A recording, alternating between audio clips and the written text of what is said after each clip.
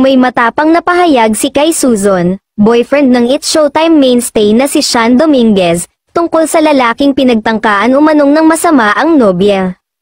Sa Instagram story nagbahagi si Kai ng larawan nila ni Sean kalakip ang kanyang mensahe. Tila may banta naman siya sa ginawa sa kanyang kasintahan. You're getting what's coming to you and I will see you soon.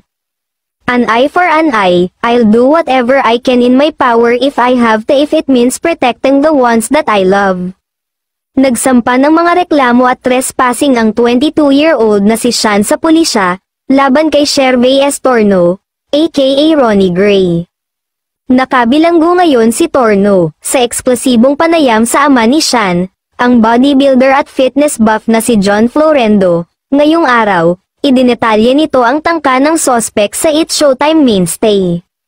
Hindi personal na kilala ng anak ang sospek, sinabayan siya sa elevator, nagpakilalang fan at sinabing dun din siya nakatira sa 11th floor, then, paglabas ni Sean sa 8th floor, sinundan siya. At nung papasok na ang anak ko sa unit niya at isasarado niya ang pinto, pinigil siya ni Torno na pilit na papasok sa unit, hinawakan niya si Sean sa baywang, at mabuti na lang malakas ang anak ko, at nagpumiglas, sumigaw siya at doon na tumakbong patakas ang suspect na nakuhanan ng video ng anak ko.